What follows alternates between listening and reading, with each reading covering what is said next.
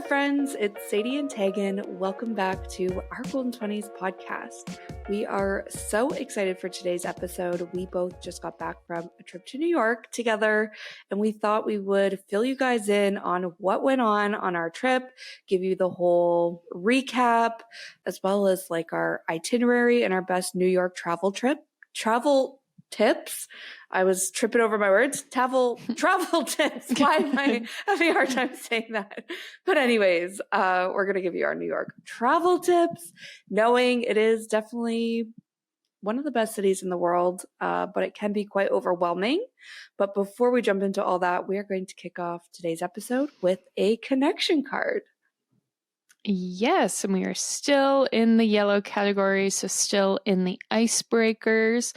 And this is, what was the most meaningful gift you've ever received? Why was it so special? I'm smiling because I have this iconic Christmas, my best Christmas ever.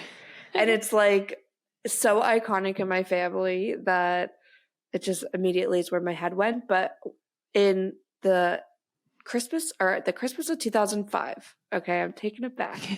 I got tickets to see Hilary Duff in concert, and it was just the best Christmas of my entire life. I was obsessed with Hilary Duff, like literally obsessed with her. And I got really sick in grade 5, which was 2005.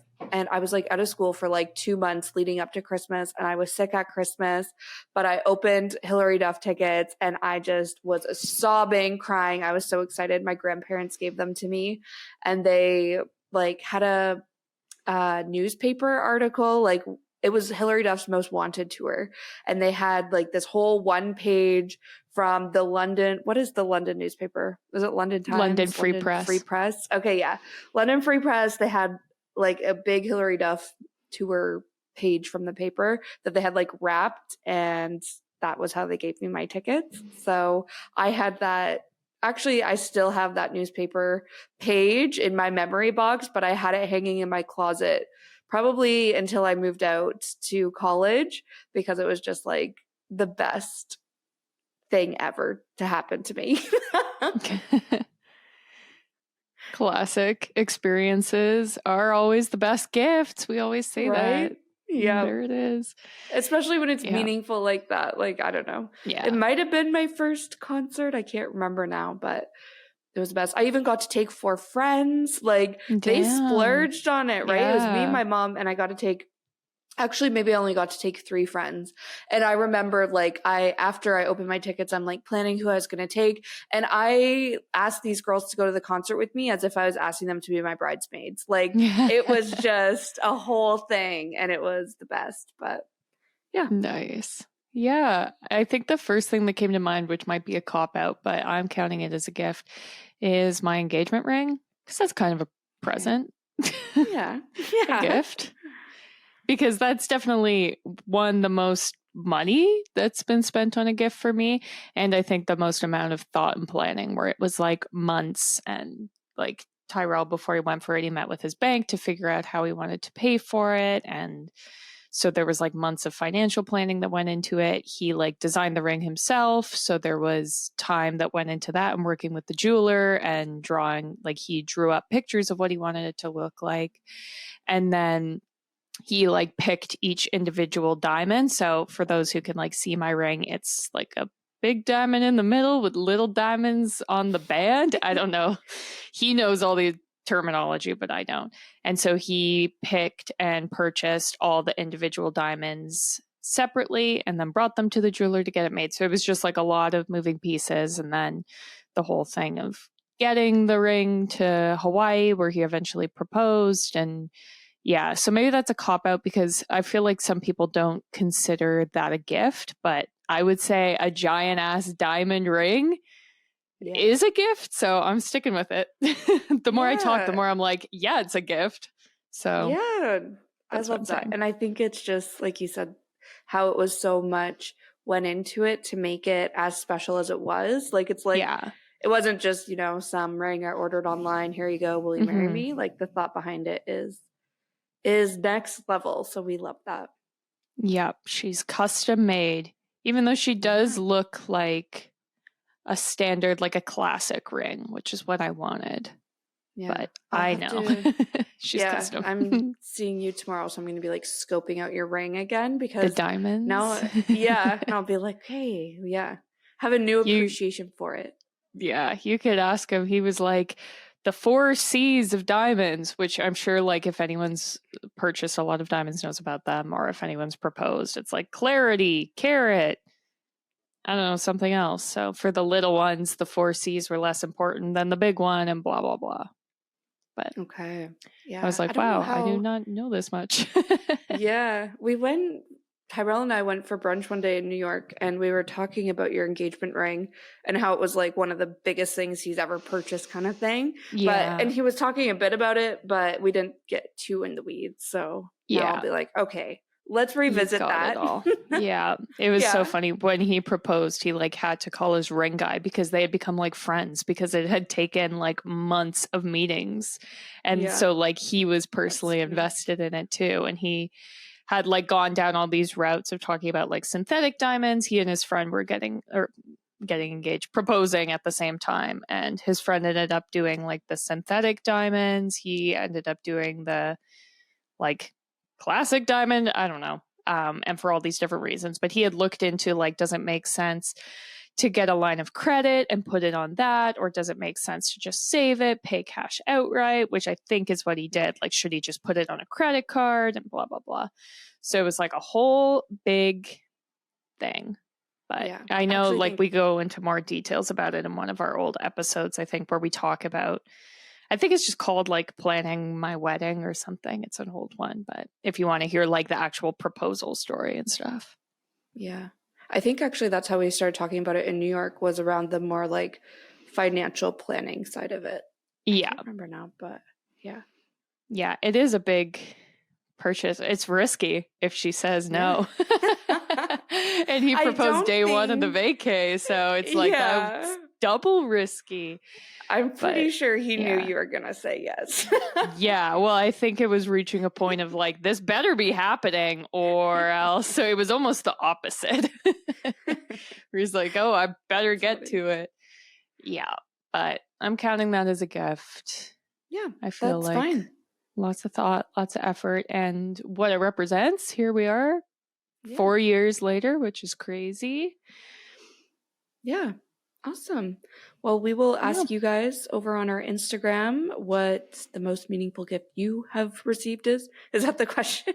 No, I'm like, was Yeah. it just the best gift, the most meaningful gift? No, I think it was In any most case, meaningful. meaningful. Yeah, okay. We will ask over on our Instagram, so go check us out over there. Submit your answer. We're at our golden 20s, and also just follow us along to participate in upcoming episodes, things like that. We're trying to get you guys more involved in our episodes in this new season of the podcast. So just go check us out on Instagram. But I think that's where we'll kind of wrap up the connection card. Let's jump into the New York trip recap. And I think maybe we can start by saying we went for, I guess, 6 days, almost a week. Yeah. Which is the longest time I've ever spent in New York. And I hadn't been to New York since Tegan and I went together in 2018. So I was so excited to go. And I was like, just, wow, we're going to be spending the longest amount of time I've ever spent there before. And Tegan and I have been planning this trip for, it feels like at least a solid month, if not even longer. We made the reservations. We, did the whole thing. So we're definitely going to share with you guys some of our tips, like I mentioned, but just walk you through, where were those reservations and what were all the things that we did in case you're also planning an upcoming trip to the city. I will say though, you can likely cram everything we did into maybe 2 trips, but also even into less time than I feel like we did, knowing New York is so expensive and exhausting. I feel like 6 to 7 days in the city might not be realistic for everyone. So definitely understand that. Yeah, and we were also traveling with a very large group. There were 14 of Totally. us at our biggest size. And so there was also the element of like friend catch up, which made it where it was like sometimes we were doing less things that are specific to New York and more things that are just like hanging out with friends that could be done literally in Toronto or anywhere. So there was that element too. So I think it depends on like how big your group is and that sort of vibe as well. We were also obviously there in February, if you're listening to this live, where the weather, we actually had pretty good weather. It was warm-ish compared to Toronto, but it also made it like the one day it was quite snowy, and so that can affect things as well. I thought it would be nice to be there longer in case we had really bad weather one day, but then we actually had great weather, so Yeah, it was all good things, but totally. that's something to keep in mind as well. Yeah, the group piece of it, I feel like is actually huge because I was saying to Tegan and her husband Tyrell, we were rooming together for the first like half of our trip. And I Mm-hmm. said to them, like, there's just something about this trip where like usually I'm like, I don't know, just like totally captivated by New York. And like I feel it within me where I'm just like, oh my God, I'm in New York City. Like there's nowhere Mm-hmm. else in the world like this. And like, I don't know, this time around, it took me a lot longer to get that feeling. And I feel like there was a few things, like a few reasons for that. First of all, it was my third time in New York City. A lot of the things we were seeing and doing I have seen and done before, So Mm-hmm. it kind of makes sense. But I do think the whole like group kind of piece of it, I was also just trying to be like, go with the flow, just like, whatever you guys want to Mm-hmm. do, let's do it, knowing there is a big group of us. And I'm like, I refuse to be the complicated one or like the high maintenance one. So it's just Mm-hmm. like, let's go along with it.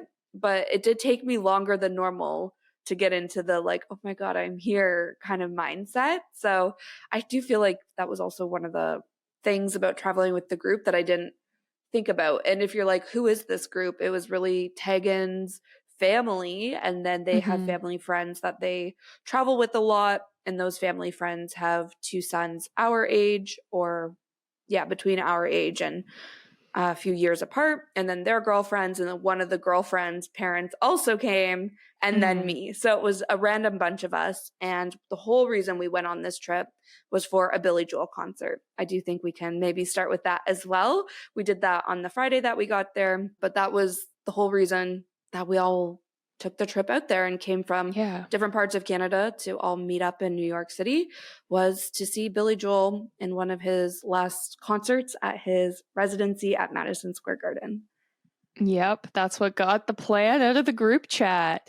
Yeah. And we also were working with people all on different like time zones, which we were the lucky ones because New York's in the same time zone as Toronto.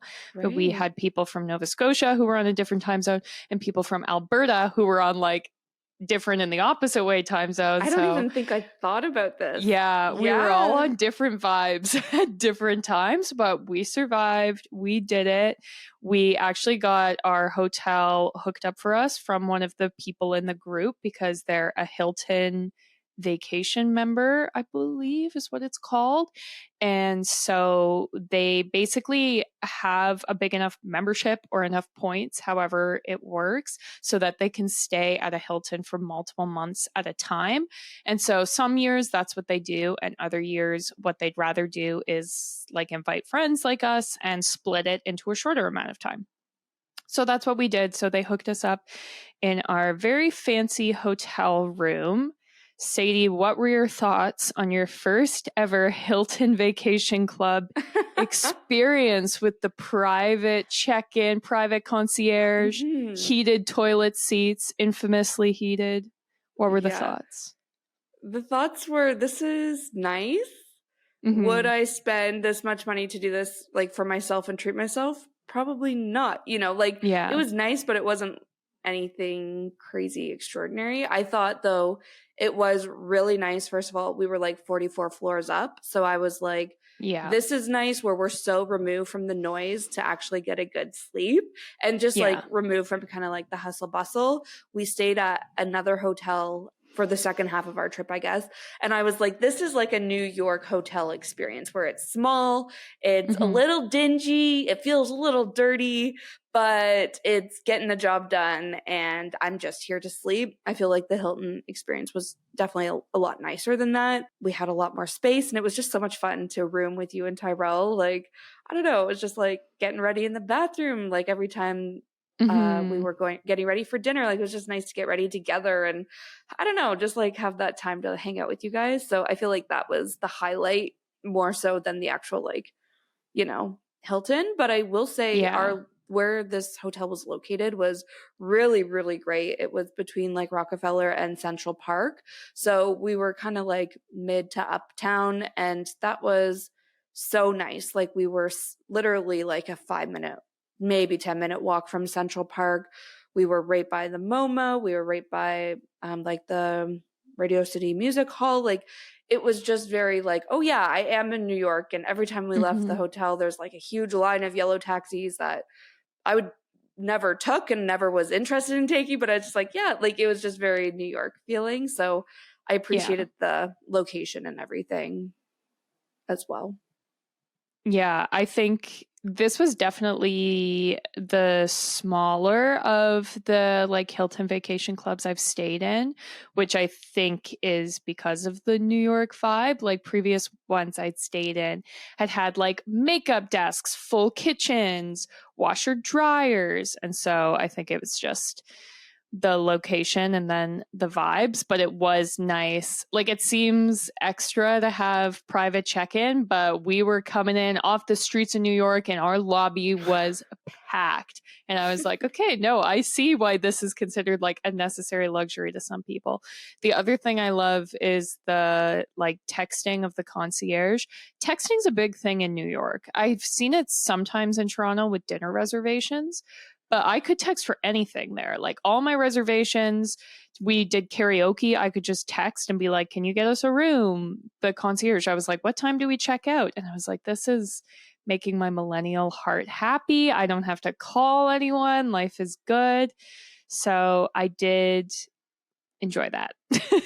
Yeah. So we checked in there on Thursday, and then our first dinner was at a place called Victor's Cafe, which I picked solely because it was very close to the hotel, and we had some vegetarians in our mix, and they had vegetarian options on the menu. Most places do, but you'd also be surprised how many places you go to and the only vegetarian option is like one tiny appetizer. So I was like, okay, love it, let's do that. And everyone seemed really happy with it. The people we were with were like acting like that was the highlight of the trip. So that's a good way to start it, I guess. Yeah. It had a very zen bathroom. Yeah, it started with like a group dinner too. So I feel like that was also a main reason you picked it, was it could accommodate like most of our group. I guess not the whole group was there yet, but I think there was still 10 or 12 of us. Yeah, 12. Yeah, and it was nice. It was like Cuban, I think, and it was really good food, and like cute vibes too. I don't know. I liked it. I was more excited afterwards. So we met up with the other people who didn't meet us for dinner, but they had just arrived and they were at a bar, and we are like, great, let's go meet up with them at this bar/pub. We get there and it was actually McGee's Pub, which is the bar that inspired How I Met Your Mother. And I didn't know that until we were like walking up, and Tegan's like, oh yeah, it's this bar. And I was like, oh my God, that's so cool. I've been to New York 2 times, but this is my 3rd time. I've never been. It didn't even make my list of like things to like potentially check out. And I didn't know it was in the area that we were at. So that was extremely cool and fun. When we first went in, our friends were kind of near the front, so I didn't go too deep into it, but I did order a Robin Sparkles drink, which I thoroughly enjoyed. I can't even completely remember what it was. I feel like it was apple Crown Royal, which I drink on the regular. So I was like, checks out. Well, not on the regular, but if I were to drink like a hard liquor, typically I'm reaching for a whiskey, and the apple Crown Royal's been and it's Canadian. hitting. Isn't she supposed to be Canadian? Yeah, exactly. Yeah. So I'm like, it all checks out, you know? Yeah. You have your Canadian drinking her Robin Sparkles here at McGee's Pub in New York City what more could you ask for on a Thursday night? So I absolutely love that. What I was going to say too, sorry, I'm getting sidetracked, was later in the night, one of the girls in the group was like, have you like seen all like the posters, and like the cast has signed some of the photos and stuff, and like they've come here and there's pictures on the walls. And I was like, oh no, I didn't really go too deep into the bar. She's like, come on, come on. So she takes me and she's like showing me all the things she saw in the bar.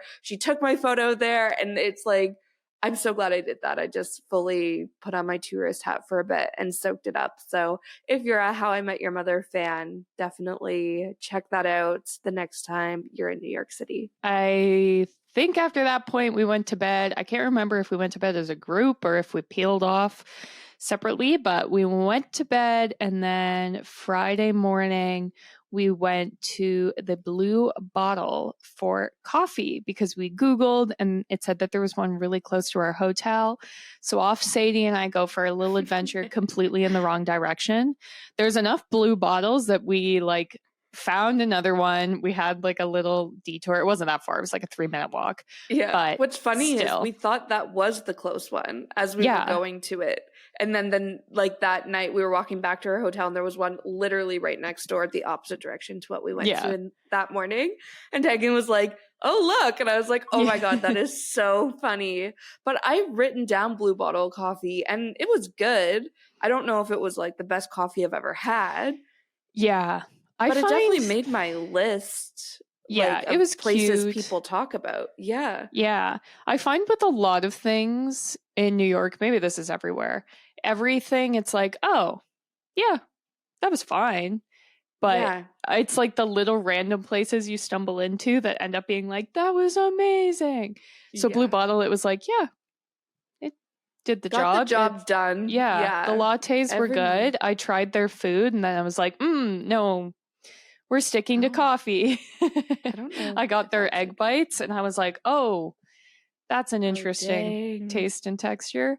So yeah, but the latte was good. Yeah. And then their cold brew blend, I really liked that. Yeah. The time we had that as like an afternoon pick-me-up, I was like, ooh, this hits. But I don't know if it was just because I was hot and it was cold. I was thirsty. I was desperate for it, but that hit the spot. Yeah. They were also giving the vibes of like slow-mo, cool coffee place. Like this was not a Starbucks rushing out the drinks. Yeah. But that's okay. We survived. We did. And yeah, then we went to the 9/11 Museum and Memorial down in the financial district because we had people in our group who had never done that before and wanted to do it, and people in the group who had done it before and wanted to go again because it's quite a large museum. And I find that both times I've gone, it's difficult to get through it all just because of like the standing. You're right on like the concrete base of both towers. And so it's just like hard to stand on concrete we were there like 2 hours, maybe even longer. And so both times I've gone, I've found that to be quite difficult. And the subject matter obviously is quite intense, but I do think it's a very well done museum. Yeah, I would agree. Lots of stuff. Yeah. It was my first time doing it and I was quite nervous because I'm very emotional. And I was like, there's certain things that I skipped in the museum because I was like, I know this is going to just make me uncontrollably sob. And then once I start crying, I have a hard time pulling it together again.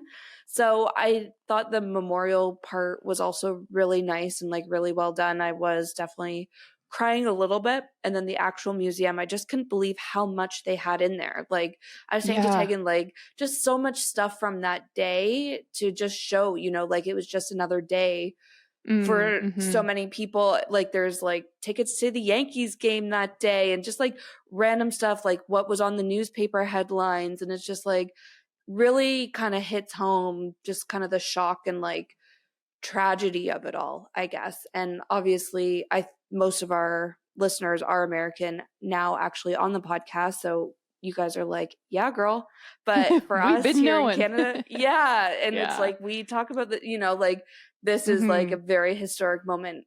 and it impacted the whole world, don't get me wrong, but we were so young when it happened. And it's actually interesting. Another time that I really, probably the last and only other time that I really studied it and talked about it and, you know, researched it was in my grade 11 media class.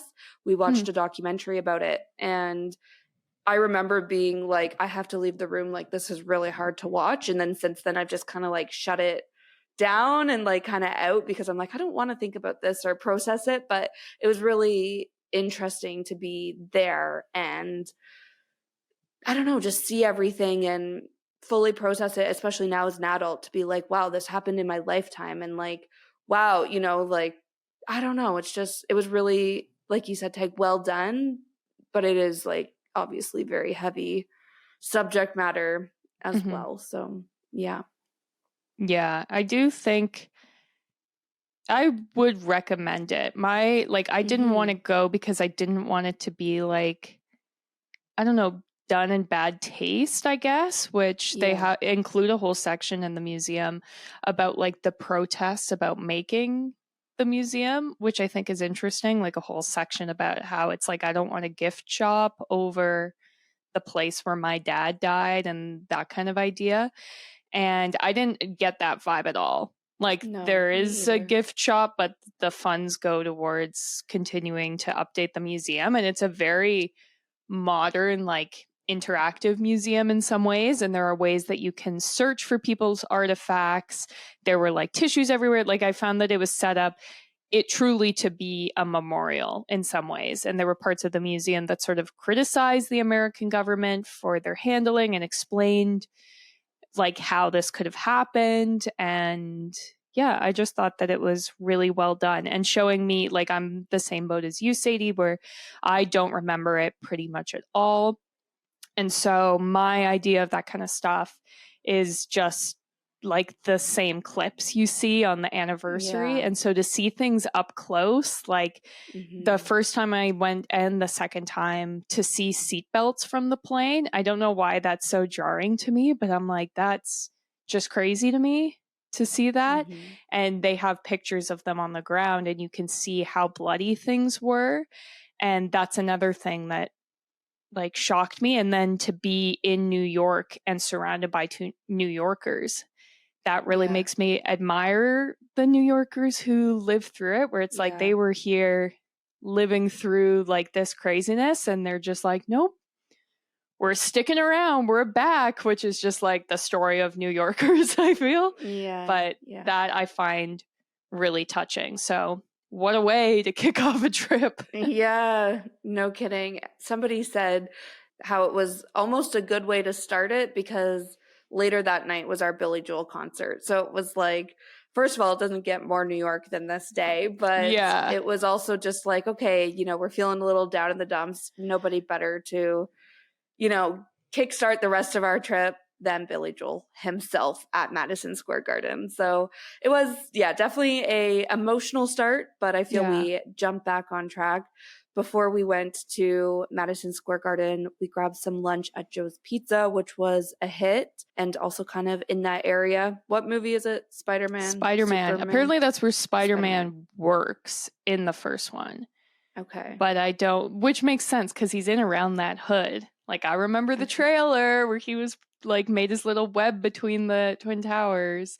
So he must have been hanging around down there. I don't know. But the they boys had a big in our sign. Group were, and the boys in our group were into that. And I was like, perfect. Give boys pizza, Spider-Man. Everyone's happy. Let's move on. So that was a success. And then we grabbed dinner at Jack's wife, Frida, in Chelsea before going to the concert. And I think Jack's wife, Frida, is a big, like, it's on every list. It's even people that I know, like, they're like, oh, you're going to New York? Go to Jack's wife, Frida. And it is typically, I feel like, recommended for brunch. But I thought what we had was so good for dinner as well. And I was like, I could see this hitting for brunch, but I feel like this is a great restaurant, like any time of day. And there's quite a few different locations. Or a few locations. I feel like we passed the same one a few times. There's 4, I think. Okay. I'm like, I don't know how many there actually were because maybe we just passed the same one. But so I feel like that could be a good food place to add to your list. And then, like I said, we hit up the concert, and that was wild. It was downhill from there, let me tell you. I got extremely drunk, which I figured I would. Like, it was like, this is my Friday night out in New York City. We had, so Tegan, emotional Tyrell, morning too. Yeah, exactly. Tegan, Tyrell, and I were all sitting separately, but in the same section, like a few rows apart. So I was also like going into the concert being like, I need to drink to kind of like, I've talked to you guys about how I drink for like my social anxiety and stuff, which still isn't great, but I just know a night when I'm gonna probably end up drunk. So going into the night, I was like, this is it. This is the night. And it definitely started on a good note when we got the Sarah Jessica Parker Cosmos at the bar in Madison Square Garden. And it was actually really good. So I was like, and this strong. is the best. Yeah. I had that and I was like, I'm going to have heart failure because this was the strongest drink. I should look up like what percentage was that? I don't know. The thing is though, it tasted like usually a Cosmo's like a sipper where it's really strong, where this one I was like drinking it through a straw and I was like, okay, this isn't bad. However, I think I did have 2 cocktails at dinner and we had 1 or 2 20%. No. Okay, girl. that explains why I got so drunk. Because, oh my God, I chugged mine. I did because I was like, thirsty. I don't want to hold it in my hand before the show starts. Okay, it's all coming together, folks. Yeah. Because I was like, Sadie was like, what really did me in was the White Claw. And I was like, what White Claw? We didn't have White Claws. And she was like, yeah, girl, we did. We went to the bar. You bought one for me. So I missed a whole round of drinks. Oh my God. This explains so much because I could taste it. And I was like, that's weird for a canned drink for you to be able to taste the booze. But not if it's 20%. Yeah. All right. Well, it's all checking out why things got wild. Girl, I had a second one after the White Claw. I went back and I got another Cosmo. See? That's why I was donezo. Okay. Yeah. But it was fun. Yeah. Got to see Billy. I cried instantly. He opened with one of my favorite songs, Miami 2017, which is like exactly what we're talking about. He wrote it in the 70s about, there's that famous headline that says Ford says New York dropped dead. And so he wrote that song about like what would actually happen if we just gave up on New York and we're like, let's let the crime have it, whatever. And so it's all about that. And like New Yorkers would just be like laughing and dancing because they're like, well, what else are we to do? And so he opened with that and did obviously like all the New York staples, like New York State of Mind and all his hits on hits. Our friends were sitting beside a man who said that as soon as he started playing Scenes from an Italian Restaurant, went, well, there goes the roof. And that about sums it up. True. We met a guy who had the same name as my brother, but was like the evil version of him. So that was unfortunate because he was really trying to get us to go to the bar with him afterwards. And we were like, yeah, maybe. And yeah, but it was fun. Billy Joel brought out his daughter to sing, which was cute. Yeah. Yeah, that was very cute. It was no Bruce Springsteen or Elton John. There were people in our group convinced he's going to bring out some like huge guest. Legend. And I was like, and I was like, oh, the thought never even crossed my mind. So then I go into this concert expecting like freaking Elton John to come out and he brings out his daughter. And I was like, oh, well, this is nice. I didn't even know he had a daughter. I don't know that much about him, but I knew. Funny. Even when he brings out guests, like he brings out like Elvis Costello, which obviously Elvis Costello is quite big, but he's not Bruce Springsteen. That would truly be the roof gone. That like, New Yorkers could not handle that. So but it was cute. He has a hard time singing the high notes in New York State of Mind, so his daughter came out and sang that, which I thought was quite cute. And he played all the hits. Did he play everything you had hoped to hear, Sadie? Yes, but it's also because Tegan put together like a Spotify playlist of his set list. And I've been studying that since like probably since you put it together, which I don't know when that was, probably before the holidays at some point. Yeah. And then come January, it's literally the only thing I've been listening to. So I was like, yep, no, this is You were every ready. song I wanted to hear because Yeah. those were the songs I knew. So yeah, it was the Nice. best. And I had And we like, got to hear his new song. We were the first crowd oh ever yeah, to hear his new yeah, song. yeah. People were really like into it, like applauding him Yeah. and just like wouldn't stop cheering. And I was like, oh my Yeah. God. It was wholesome. Like I had a group Yeah. of probably 4 or 5 girls sitting next to me on one side. I think a few of them were sisters and then maybe some friends. And then on the other side, I had like Lorelai and Rory Gilmore, aka like the 16-year-old mom with her like 30-year-old. Actually, no, her mom said, I think she said she was like in her 50s. But I was like, obviously, I now 2 Cosmos deep and a White Claw. So I was just, 40%. done. Yeah. Like I said, completely done. But I was making friends. All the girls in the back, like my row was in the back row, and all of us girls were just dancing, having a great time. So it was definitely the experience I wanted at Madison Square Garden. Nice. Yeah. And then we went out to a bar that was like right near it because it was convenient, got another round of drinks, got some food, and then we had to call it quits. Yeah. Go to bed. Yeah. Had to leave everyone. There's a point where they were playing like all these 90s alternative hits, like, I don't know, Green Day on Blink 182. And Sadie was like, they're playing Great Big Sea, which is like a Canadian maritime, like sailory kind of band. And everyone was like, no, they're really not. Especially the people from Nova Scotia were like, I think I can them. tell you. Yeah, I don't remember what song it was. Yeah, I don't remember what song it was, but I was like, come on, this kind of sounds like Great Big Sea. The playlist was pretty fire, though. Hitting the spot. Won't deny that. Yeah. And then on our way home. Yeah, go ahead.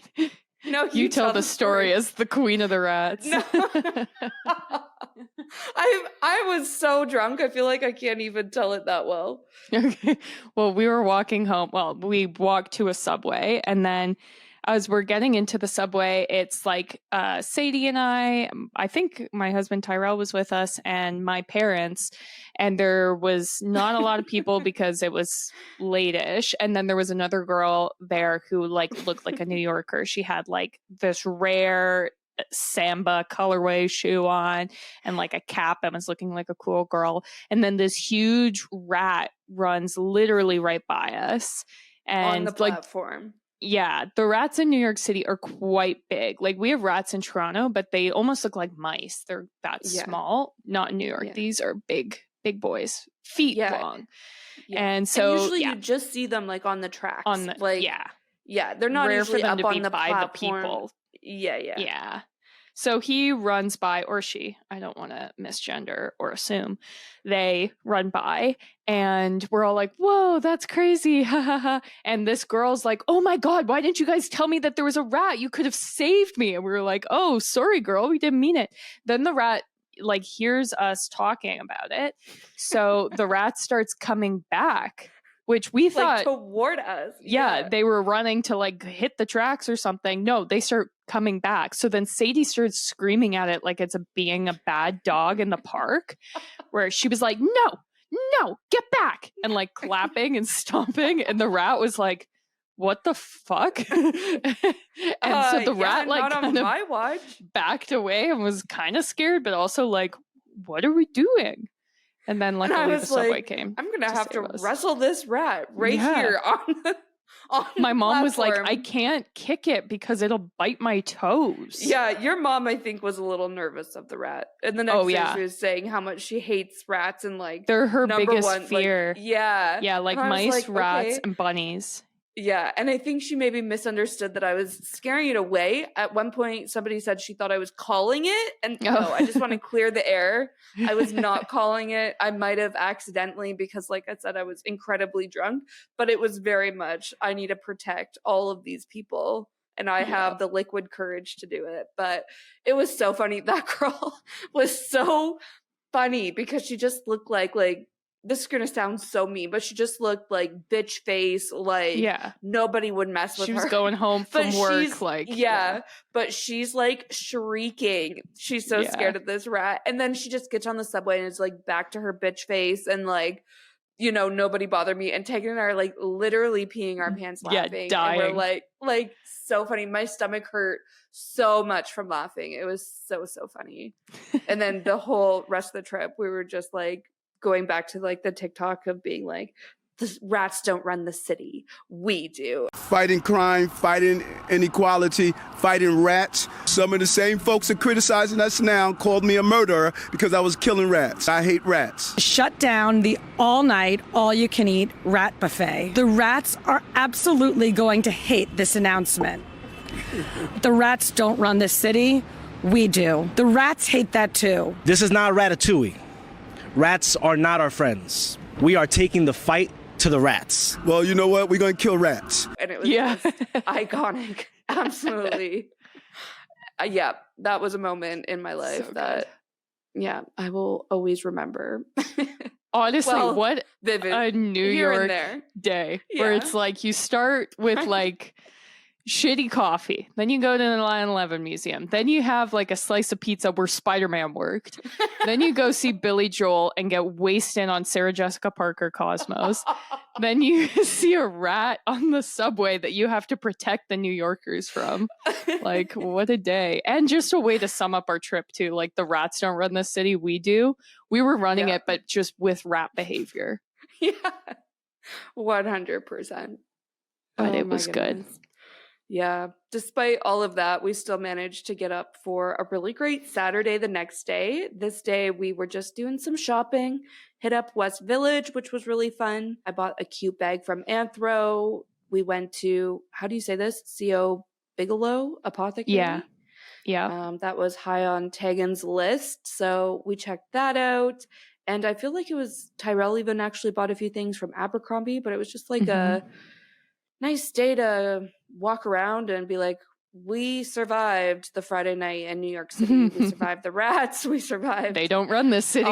We do. Yeah, exactly. So that was so nice. We had probably my favorite meal from the whole trip this day when we went to Cafeteria, which was on our list because of Sex in the City and the girlies go there. So we wanted to check it out, but damn, was that a vibe in there? They were playing the best music, different. Usher. They also, I was going to say they were not playing Great Big Sea, but no, they were playing all like Destiny's Child, Usher. Yeah, it was such a good vibe. And my food was, I literally got a salad with grilled chicken. And it was the best meal I had on that trip. Like, it was so freaking good. We got mocktails since I was still recovering from the night before. But it was like a, what was it? Honey, ginger, and mint mocktail. So it was like curing my throat, making me feel so much better. And I was just like, this is the best ever. The waiters were such a vibe. Like, they just looked like they were all like best friends and had the best, like, I don't know, silly, goofy personalities, but were also like models and absolutely fabulous. Like, I was like, can I just live here? Because this is what I want all the time. This playlist, these people, this food. It was the best.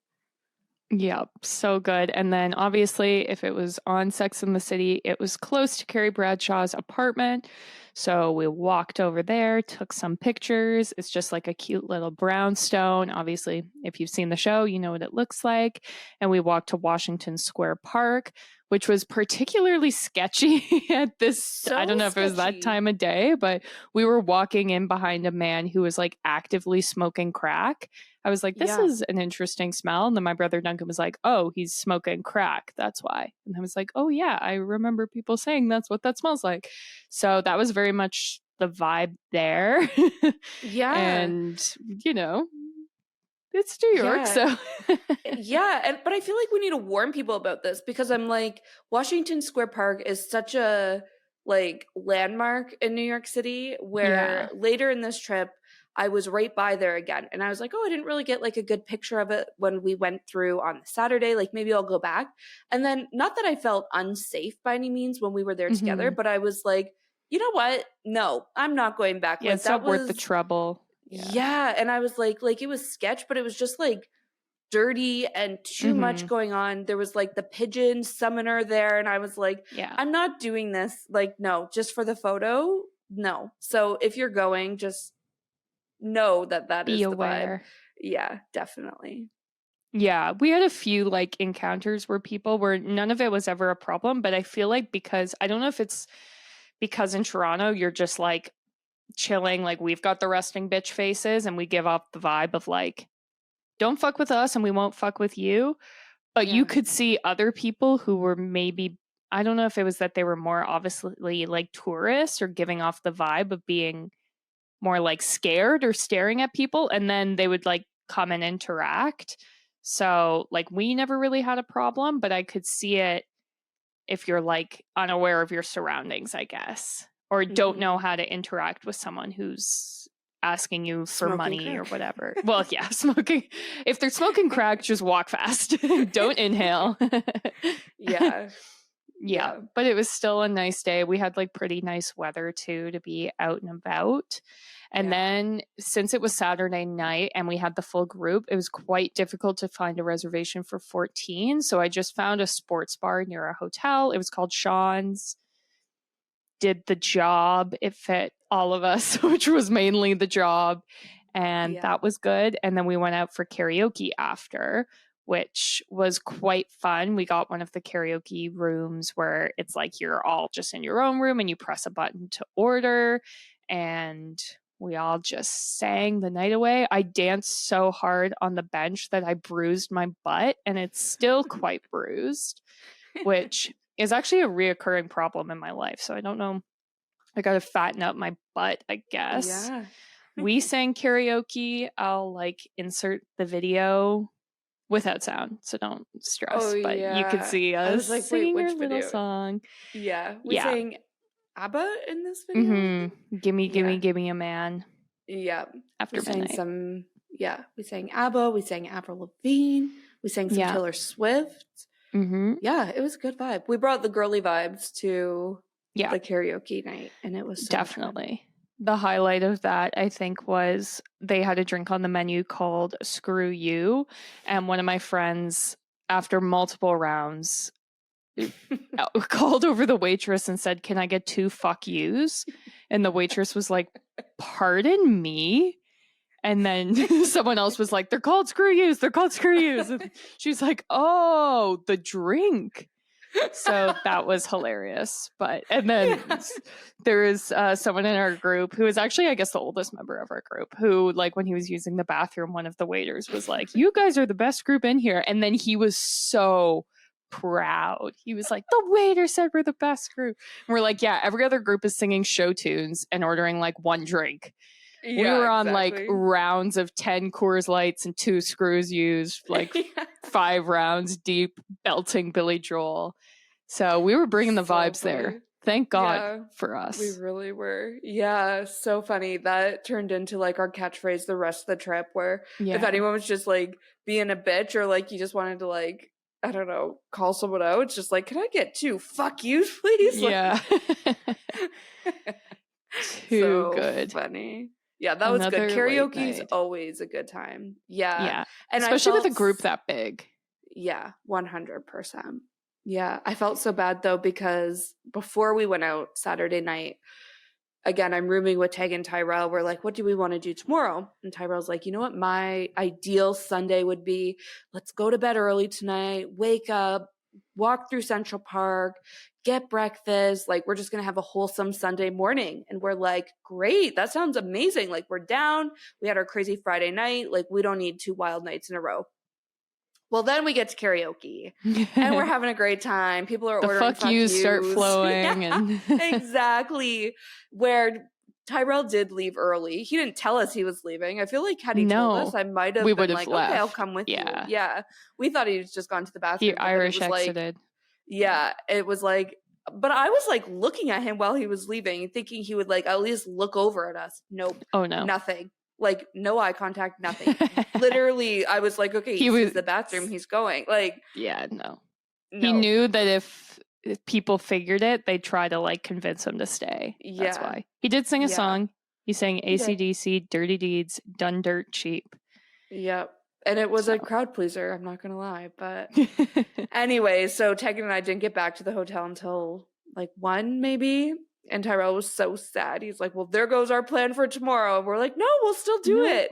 Because I had only had maybe 1 or 2 drinks with dinner. And then I was taking it just like on water. Tag's like, nope, I'm going to be ready to go. Like, Yeah. this is still the plan for tomorrow. So we maybe got a little bit of a later start, but that's exactly what we did on Sunday was we hit up actually Joe and the Juice. No more blue bottle coffee for us, but we grabbed some juice and coffee, and then we took our stroll through Central Park, which was nice. I will say the only times I've been in New York in the past have been in the fall, and you cannot beat Central Park in the fall. So to see it in February, I was like, this is nice, but it's not, New York in the fall. So it was nice though. I feel like that was still a wholesome way to start a Sunday morning.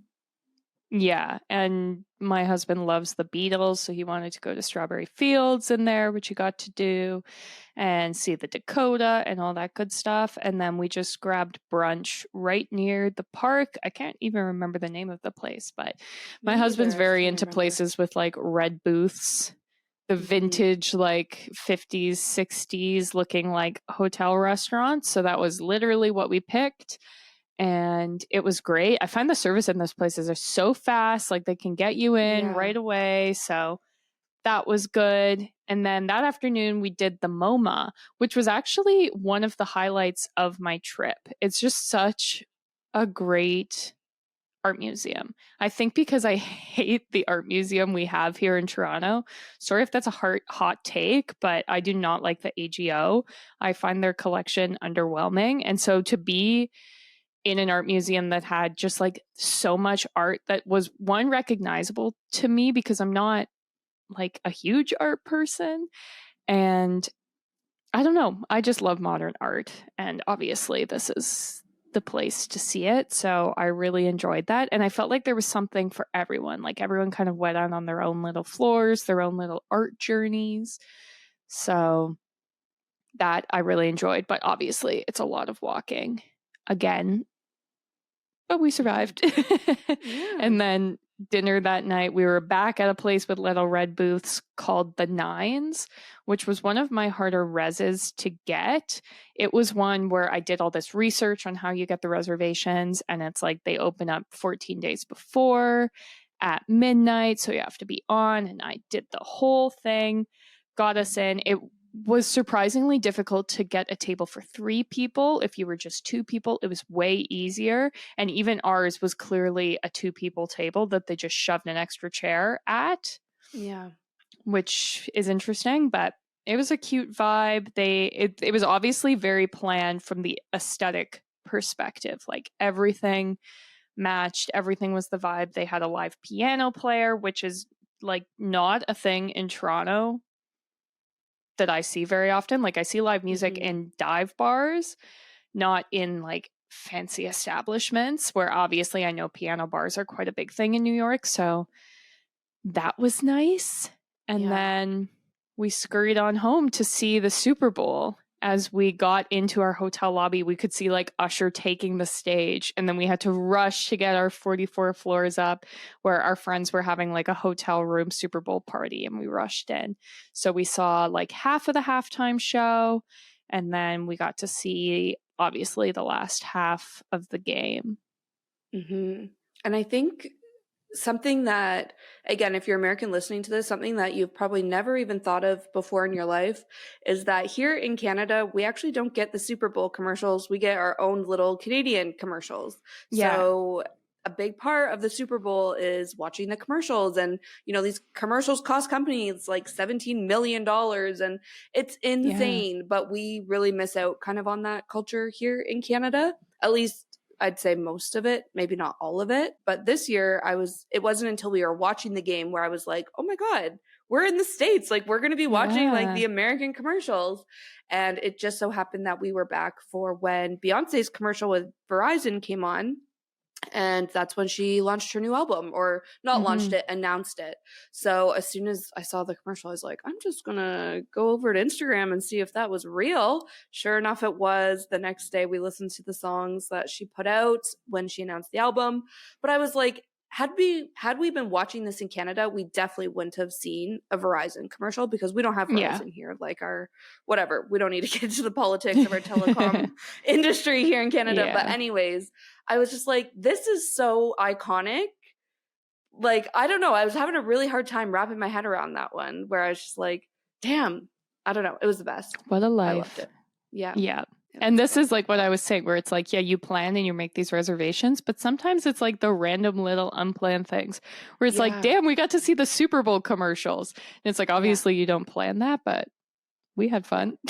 Yeah, totally. 100%. And going back to the nines for a second, I'd say that this, like, we were kind of debriefing after, and this is a place that I've been hearing a lot about since we started planning our trip, and that's why we put it high on our list, and Tegan worked so hard to get the reservation. I would say it is very much like a social media place, though. Like, it's a place you're going to see on TikTok and Instagram. We saw it in an article about like where fashion editors of New York like meet up, and that was very much the audience there, and like people who were, you know, sitting around us, lots of like girls out with their friends, and I don't know, vibes like that. But I don't know if it was anything like super special and fancy. Like, it was nice to have the piano player. Our drinks were good. The food was fine. But I was like, I feel this is a little overhyped, and it's just because like social media taken it on, and now it's just blowing up. But just wanted to share my honest opinion about the nines. Like, I'm glad we went. It was nice to get dressed up. Actually, that was the other thing. Sorry, now I'm just ranting. They make it sound like the dress code is so strict. So we literally packed like really nice clothes to wear, and like we're taking this seriously. And then the girl sitting beside us is wearing like jeans, a sweater, and sneakers. A hoodie. Yeah. Yeah. And we're like, oh, okay. And that's fine. You know, like I love that. But they just, the vibe of the restaurant is they want to be this really pretentious, like, I don't know, exclusive, hard to get reservations.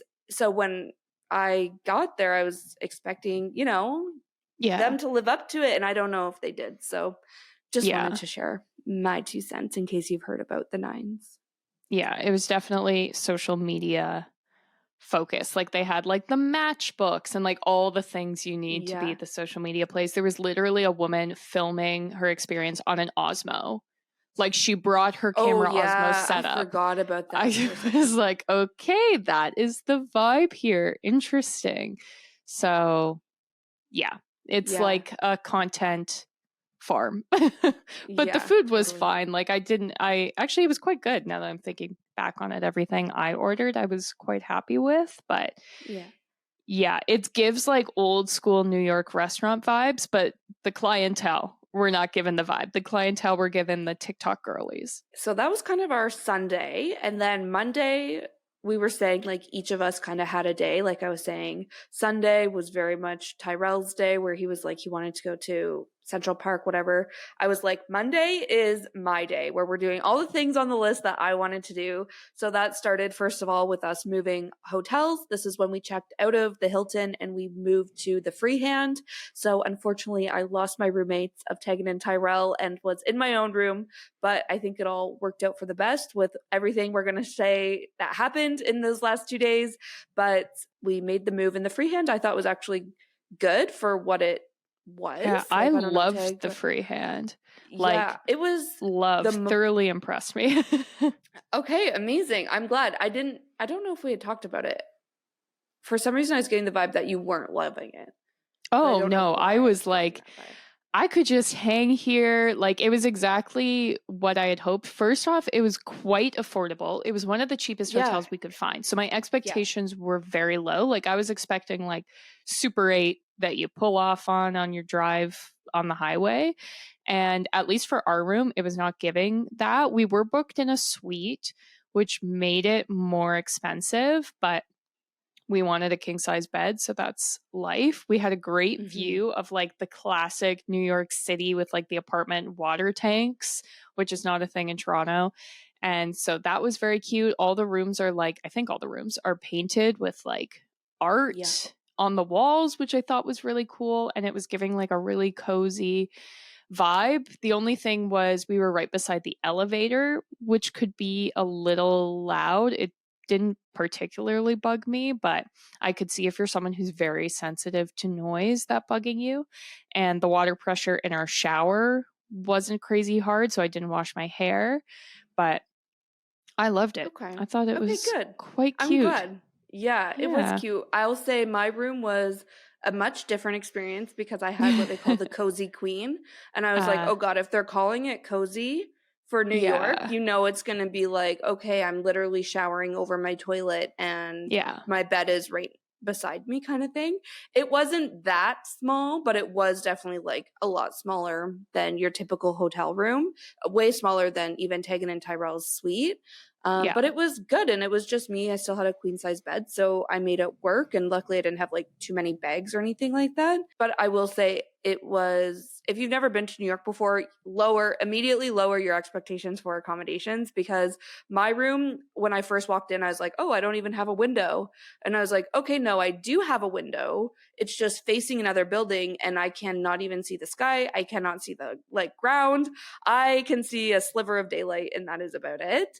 But then I just chose to embrace it and was like, nope, we are in New York and that is what matters. This is the true experience. But I think the best part was definitely the location of it. It was like in Gramercy Park area, like a few blocks, a few blocks away from the Flatiron Building. So, and then from there, a few more blocks to the Empire State Building. So it was such a good location. And I am obsessed with Gramercy Park. I think it is so pretty. And just like the concept of having a private park intrigues me so much. So I walked around that park both mornings that I woke up at that hotel, because I'm just like, wow, damn, what a life. So I absolutely loved it too, specifically for the location though.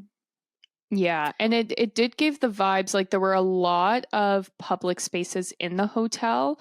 Like they had a breakfast spot and their lobby you could hang out, and they had events and they had multiple bars. And so it gave the vibe of like, we've got small rooms with the intention that this is going to act almost like a hostel, where it's like you're solo traveling and you come hang out with everyone else. So luckily our room was big, so that wasn't the vibe we needed, but I could see like they have very affordable rooms. If you really want to go to New York and are low on funds, definitely check it out. And they have rooms that you share with other people, like a hostel, rooms with bunk beds, that kind of thing. We had talked about getting a bunk bed, the three of us. But so that was the vibe. So funny. Yeah. I don't think we would have actually done it, but Tegan and I were like, imagine telling Tyrell, hey Tyrell, we have bunk beds. He'd be like, what the fuck? So funny. But anyways, so we switched hotels over there, and then we went over to Hudson Yards area and we did the Edge, which is, I think, kind of new-ish observation deck. Yeah. So that was my first time doing it. I've done Top of the Rock, so I wanted to try something different this time, and I quite liked it. I thought the views were nice, and then we walked the High Line and then went to the Chelsea Market. Both of those things I've done in the past, but for some reason I really like it. Again, it hits a little different in February than it does in the fall, but it's still such a vibe, and I just really love the Chelsea area. I just find it really nice, and I don't know, I like it. So we did that. And then we headed over to Soho, which was a good afternoon, I'd say. We did some shopping. We went to the New York or Nowhere store, which was also kind of underwhelming considering the hype I've seen around it on social media. It was like a destination on our list that we wanted to go to. Mind you, I do think, like, Tag, you got the print that you wanted. I got a little print. Like, we got what we wanted, but it was just, I don't know, a different experience than I was expecting for some reason. Yeah, the print I wanted, it's been sold out for months. So I was like, it's probably not going to happen, but we'll go. And sure enough, when we walk in, it had like a red sticker on it. So I was like, oh, that must mean it's sold out. And so we were just looking around, and then a girl walked in with an armful of prints. I guess from another location, I'm not sure. And then the girl at the desk was like, please tell me those are the guest check prints. And she was like, yep, 15 of them. So I was like, okay, that's my sign. Got to buy my print. So I used up all my good karma in that moment. Loved it. Well, we did get some more good karma because after that we went to Balthazar's, and Mhm. that was so lovely. Actually, I think we Yeah. all really liked our food, and Tyrell mentioned he really liked the drink that he got. We just got iced coffees, but we had our first and only celebrity sighting. I didn't know who it was, so Tag, I'll hand it over to you to tell our listeners who we saw. Yeah, it's the guy who plays Daryl in The Walking Dead. I didn't watch this show, but my brother had a shirt with him on it. Norman Reedus, which is why I knew, because I was like, but this is what I always do. Every time I see a celebrity, I say to someone else, that guy looks like insert name. And then the guy looks and goes, yeah, that is him. Every time I've seen a celebrity in New York, that's been the thing. But I said to Tyrell, that guy looks like Daryl from The Walking Dead. And he looked and was like, yeah, it's him. And he has the same hair and beard and everything, which I was like, it's kind of weird. Like, maybe we need to move on. But then Tyrell explained he has a spin-off show that's airing right now. So he's obviously like in the midst of filming it. So I was like, okay, this makes sense. Because I was like, damn, this guy's committed to just living his life like that. But no, he was out for brunch, which the people he was out at brunch with had those Kangol hats, which I feel like are just a celebrity hat. I don't know. Because I don't see regular people wear those very often. But I'm like, this tracks. Like, you could probably look through the crowd at the Kangol hats and be like, oh yeah, there's the celebs. Interesting. Yeah. I had the best view of him, and I was like, I don't know if I've ever seen this guy before in my life, but I snapped a quick picture without getting kicked out of the restaurant, sent it to the group chat for Tegan's mom and her brother, and I was like, there he is. But that was exciting. And then I feel like the only other exciting things we did on Monday, we went to a place called Tiny's, and then they also have the bar upstairs. That's where we ate dinner. Cute little restaurant, quite cozy. And again, this one was very underwhelming to me. It was highly recommended. I've seen influencers I follow go, and I was like, meh, sure. Like, it was fine. I thought the waiters were rude. I didn't. I'm a big server person. Like, I'm like, if I don't have good service, I'm never coming back, and I'm going to tell all my friends. If the food is like mediocre, I'm like, whatever.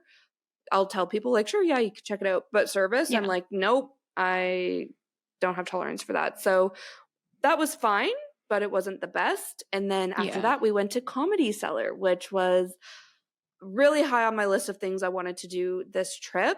I will say that I'm glad we did it. It wasn't like the best, most amazing thing ever. It was probably the best stand-up comedy I've seen live, but that's not going off much since I've only seen maybe one or two other stand-up comedy shows, and I really didn't like either of them. Not that I'm someone who gets offended easily, but I'm like, I don't even know if I was offended, or I'm just like, I don't find your jokes funny because we're all just joking about the same things in different ways. And it just felt a little like obvious and predictable, the jokes. But at Comedy Cellar, there were a few times where I was like, oh God, I can't stop laughing, or like, oh God, I have like tears running down my face and I can't pull it together. So that's always a sign of a good night. Some comedians were obviously better than others, but I'd say there was probably 5 comedians, and 3 of them, thinking back on it, I'm like, the one guy I was like, no, he is hands down my favorite, like so good. But thinking back, I'm like, okay, no, there was like probably like 3 or 4 of them where I was like, no, they were actually really good. And then the other ones, I was like, they weren't bad, but they were just, the crowd really wasn't great. And I think all the comedians were having a hard time reading the crowd and knowing, you know, what jokes to give. So we were doing our best to laugh and, you know, have a good time. But and we were trying so hard where afterwards I said to Tegan, I was like, I swear to God, like I was locking eyes with all the comedians. Like they were staring us down. They were looking for help. And talking it through with you, the guys beside us were having a really good time and like laughing just as much as we were. And I'm like, okay, no, the comedians were literally all staring at us because they were like, okay, we found the tables having fun. It is these people. And now the show is like dedicated just to them. So it's the vibes were very weird. I don't know if it was like the Super Bowl was causing like people to come into the city or something, but people were just not enjoying the jokes. The fact that you say that could 100% be it, because that was the vibe I was getting. Because the comic would be like, funny. Trump's bad, and people would be like, oh. And I was like, well, you're in New York. What do you think the crazy left-wing comedians are going to joke about. So that was Yeah. kind of the vibe I was getting. And a lot of them, some of them would like double down. Like one woman was joking about abortions, and then the Yeah. crowd was like getting upset about it, which we were laughing about, but obviously we're from Canada, so it's a different political spectrum over here. And so she was like doubling down and making it like more graphic and crazy, where some people were like pulling back. And I don't know, it was just a Yeah. very interesting dynamic. But I was getting It like was. out of town people had come in for the Super Bowl and were like, oh, let's do that, and weren't jiving with the like very left wing comedians. Yes, that was 100% the energy. And I think to your point, Teg, like, first of all, like, you're in New York City. What do we think we're going to joke about here? Like, Mhm. we're going to joke about politics. We're going to joke about race. And we know Yeah. what way these jokes are going to lean. It's the same if you're coming to Toronto. Like, I Yeah. love, I don't know, I think I love the similarities between Toronto and New York that way because, yeah, I knew what I was signing up for, but definitely not everyone did. I will admit I went to the bathroom on the abortion jokes because I was like, all right, I don't know about like, I was like, I can't, the doubling down. I know you and Tyrell love that, but I was like, I'm just so uncomfortable. She I'm was gonna like, go to my the baby's bathroom. going to kill itself. And we were like, more jokes, more, as everyone else was like, I'm going to leave. What's interesting is they do So- say, like, you can leave at any time and you won't have to pay. Like, this is at your own risk. think, Like, though, get out. I think that's only for surprise Oh. comedians. The regular Yeah. ones, I don't think that policy, but still people I could guess left. because they're on the And- lineup. Yeah, exactly. And the interesting thing was, first of all, on Monday night is supposed to be like the night for Comedy Yeah. Cellar. Monday, Tuesday nights. And we were there on a Monday night. Again, I booked this ahead of time as soon as reservations opened because I'm like, this is where I want to be. And it just was not a Monday night crowd. And even the comedians were like, what the hell do you guys want from me? Like, Yeah. literally Every the host comic commented and was like, on how awful okay, the audience was. yeah. The host, Or they were like, this is multiple an times- interesting set. Like, Yeah. yeah. The host a million times was like, am I speaking English? Like, do you Yeah. guys speak English? He's like, literally, I feel like I'm speaking to a crowd of people that have come, like, again, traveled into from the Poland, city, he but said. don't speak Yeah. English. Yeah. Yeah. How bad So- does the crowd have to be for someone to genuinely stop their set and ask if they speak English? Like, what the heck? Yeah. We had fun though. So that I think just goes to show how good the comics actually were. Because Totally, I've seen yeah. comics like actually bomb, like what could have happened. And Yeah. it is awful. Like it makes you feel sick to your stomach. And that's one of Yeah. my biggest fears when going to live comedy is I get such secondhand embarrassment if they bomb.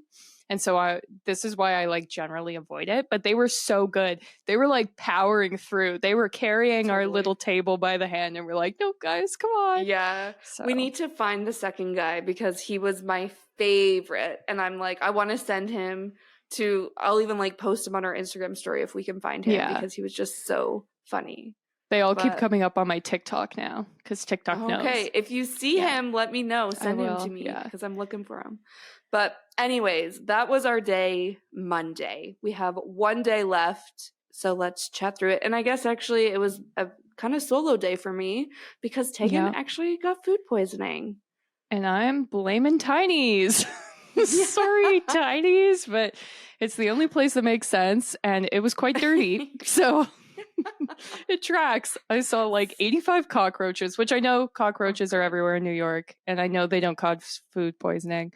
But I blame them. Maybe they were helping cook in the That's kitchen fine. in a ratatouille situation. And it all went wrong. But it's the worst food poisoning I've ever had in my entire life. I literally could not get out of bed except to vomit. And this is why I was actually quite impressed with our room because I was like, I was in there. I was studying this shit and having a grand old time. I was staring at the art on the wall, trying to sleep. But yeah, I was quite sick. And I was like trying everything I could. I got the Pepto-Bismol. I was chugging Gatorade. Tyrell got me like this Gatorade Pedialyte thing. He got me toast, like literally anything he was running out to try and get. I was like, I'm going to have a shower, then I'll feel better trying. Nothing. Like I was dead. I had a fever, like full body chills, sweats, vomiting. It was all gone wrong. And this is why I'm like, I'm so glad I wasn't rooming with you guys at this time. Yeah. This is why I'm That so would've sad we left the been- Hilton, though, because the Hiltons have the Yeah. fanciest toilets.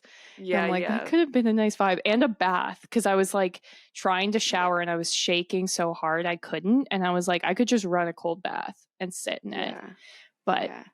they don't have baths in these baby rooms. Yeah. Oh man. So that was Tegan's last day in New Yeah. York. Unfortunately, that meant she had to miss some of the things we were most looking forward to doing together. The first was a taping of a Seth Meyers show. So luckily that's something totally free. So like we weren't out any money, and it's something I think, you know, all of us could do next time we go to New York. It wasn't like a one shot kind of opportunity. So we unfortunately missed that, but it was And the totally stars fine. of the taping couldn't make it because there was actually a winter yeah. storm. So Yeah. it got pushed to some stars I'd never heard of. So I guess that's good Yeah, too. that's actually true too. Yeah, we didn't even really know the people who were going to be on it. And then it just kind of turned into some bestie time with me and Tyrell. We went for brunch.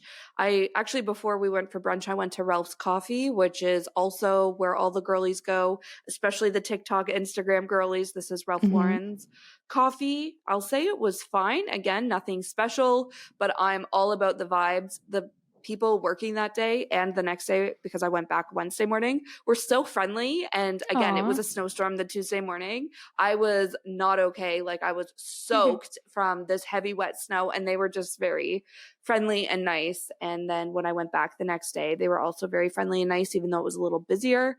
So I don't know. I had a good time, good vibes. The coffee was fine, but it was really aesthetic. Tegan and I got our mugs to bring home. So we have that little piece of Ralph's we can enjoy every morning back home in Toronto.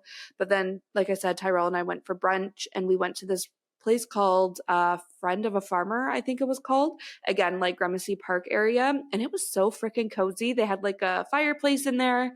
And I said to Tyrell, like it was very like cottage cozy vibes. And I was like, there's literally no better place in this whole entire city to be on a snowstorm day. Like Yeah. it was so cozy. The food was really good. They had like 3 or 4 different types of pancakes. So pancakes, was it? Yeah. I was like, wait, or French toast. No, pancakes. So we enjoyed that. And then after that, I just kind of had a solo day.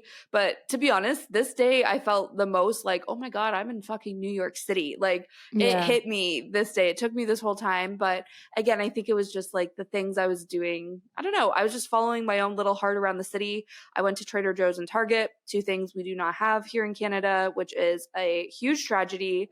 But check those out. I also hit up the Strand bookstore. And then I headed back to the West Village and did what I was calling an apartment crawl. So I was actually heading to the Friends apartment building because, hello, it's me. I love Friends. I've been to this every New York trip. And I was like, this is going to hit different, like with the whole Matthew Perry situation. And that's the last I really like saw of the Friends apartment was like when everyone was putting like flowers and stuff there. So I was like, oh, I just want to go like look, pay my dues, if you will. So on my way there, I passed Cornelia Street and I was like, oh, shut the fuck up. I wasn't even planning for this.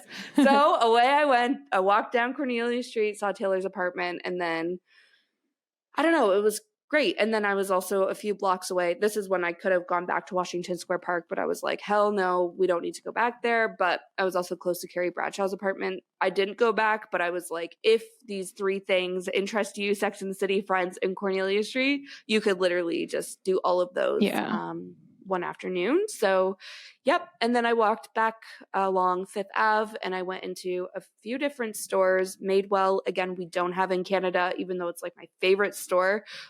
We used to have Nordstrom that carried Madewell, so it was at least like my gateway into Madewell. We don't even have Nordstrom here anymore, so I think went the into Bay Madewell. carries it. Yeah, I hate the Oh. Bay so much. Oh. It's just so. I hate their website.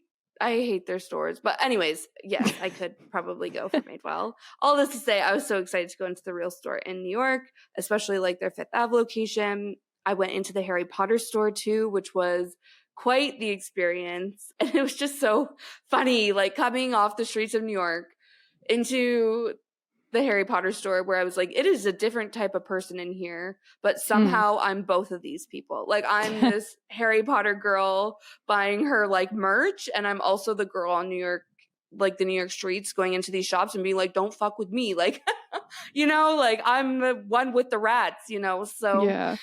it was very fun. And then I also just kept walking down to the Empire State Building, got closer to that, and then hung out in my room before Tyrell and I went to Monkey Bar for dinner, which this is what broke my heart, Tag. I was like, oh my God. I wanted to cancel the reservation because I was like, this was the one thing Tegan wanted to do so badly. Again, inspired by Sex and the City. And you couldn't go. And I was like, I feel so bad going without you. But it was such a hard reservation to get where Tyrell was like, we need to go and honor Tegan's work of getting this reservation.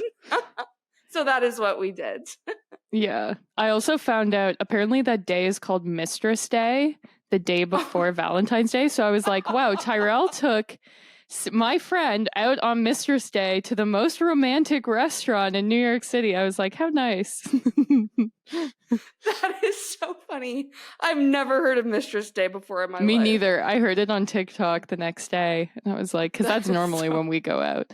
So yeah, I was like, honestly, it's fine. But yeah, that was the hardest. It might be the hardest. No, I got reservations at Disneyland. That shit's intense. This was the step down from Disneyland, which if you know, you know. So it was like, you have to be, at least these ones, the 9s reservations open up at midnight.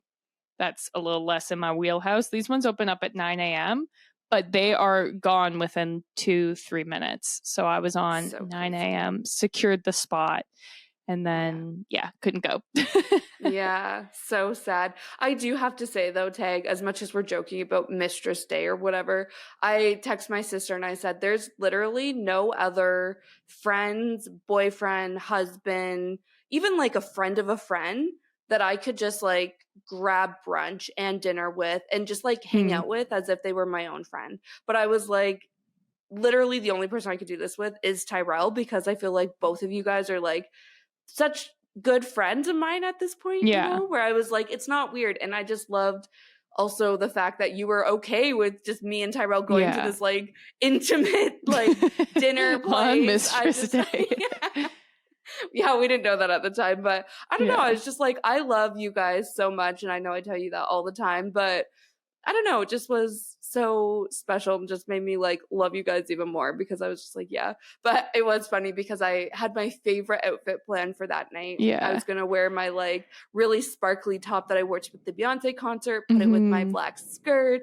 And then when you weren't going anymore, I was like, okay, I can't do this. Like I need to tone it down. It's too far. I was like, as much as like I can love that I can do this with Tyrell and it's not weird, I need to tone it down. Like I am going for dinner with my best friend's husband. So I still wear my skirt, but I just threw on like a sweater or something. I was like, let's try to like match Monkey Bar energy with like, Mistress Day dinner with my friend's husband. But now we need to go out somewhere in Toronto where I can wear that outfit, because I was so excited to wear it. I was also like, you know how like girls are always like, I don't even dress for guys. Like I dress for the girls. That was 100% me. As soon as like you started feeling sick, I was like, well, like what's the point of wearing nice outfits? Like I just love, you know, like dressing for the girls is so funny. But even it was funny. Tyrell was like, oh, we'll have to go back, tell Tegan all about it. I was like, oh, I better take some like photos, like my little videos. Like, I don't know. It's just a different energy when you're out with your girlfriends and just like, getting dressed to the nines, taking your Instagram photos. I don't know. Yeah. So funny. No, I was glad that someone could use the reses, because I fought the people for them. Yep. And then, just hung out in our hotel rooms, and we were off Wednesday to come back to Toronto. So that was a trip. I know this has been so long, but I thought let's wrap this up with just like really quick New York travel tips, maybe. I think we've even mentioned some of them. For instance, like booking reservations ahead of time. Look into that. Like if there's a place you want to go, for instance, we really wanted to go to the Nines, to Monkey Bar and Comedy Cellar. Those were all things I really don't think we would have done had we not done the work to get those reservations. So if there's somewhere you want to go, look it up first and make sure it is scheduled in well in advance. I also think buying a city pass is a great option, especially if it's your first time going to New York City. We used our city pass for the 9/11 Museum, MoMA, The Edge was the other one. Yeah. So it makes it way more affordable, but to be honest, just way more convenient if there's multiple attractions and museums that you want to do. Yeah. What else One is big thing for me is to bring earplugs and a sleep mask. I don't find it bothers me too much, but also I live in Toronto, so maybe I'm just used to like a surface level amount of noise. I live near like train tracks, so maybe that's a thing, but I still always bring them when traveling because there's nothing worse than when you know you have a busy day ahead and you cannot sleep because of noise. I also have a husband who snores, so that will send me over the edge and lead me to divorce if I do not have earplugs.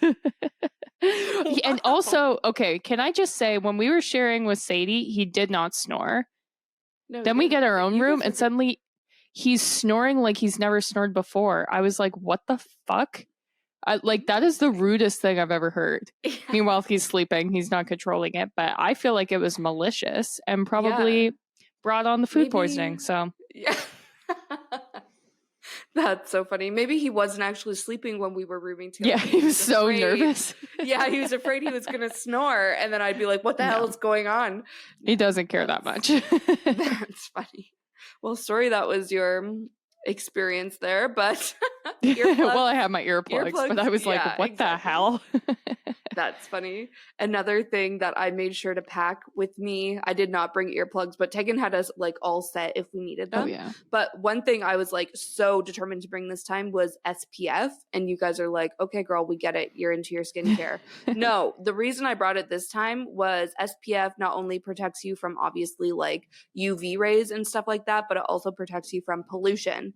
And the last time I was in New York was actually probably the start of my whole skincare troubles. I had the heck of a time with my skin, and I really think it was just the city, the water, the pollution, everything like that. And this time my skin is actually doing pretty good, and I think it was because I was so diligent with my SPF. So just wanted to throw that on the list as well. Yeah. Also use the subway, walk everywhere. Yeah. It's very safe. Like, we were taking the subway after 2 Cosmos late at night. I think because it's always so busy, it's safe. I think when things are dangerous is when it's like you're on a lone street by yourself, or if you enter a subway and no car and no one else is on the subway car, like that's a red flag. But when things are busy, you're usually quite safe. 100%.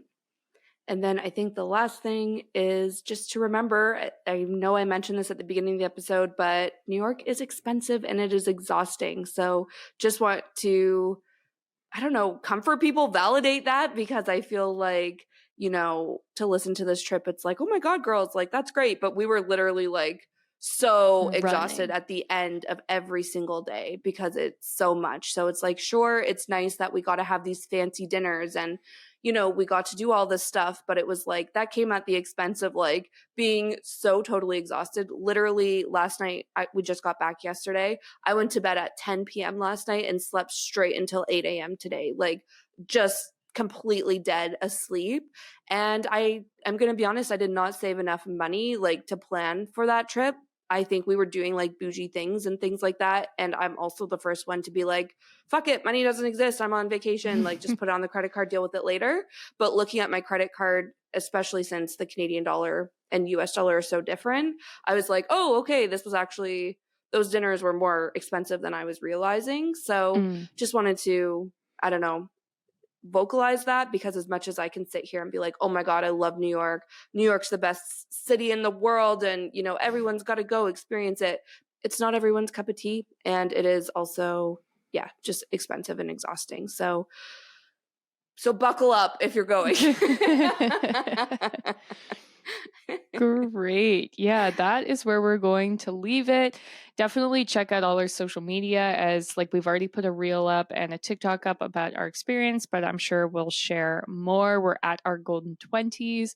Also on Patreon this week, we do not have our weekly catch up, but I am going to share some little photos of us in New York. So If you're interested in seeing more of that, check out our Patreon. All of this is linked below, as well as all of our shops, like the affiliate or our Amazon storefront, all of our affiliate links, things like that. So always be checking those things out. We drop a new episode every single Tuesday, so make sure you're subscribed so you see when those episodes drop.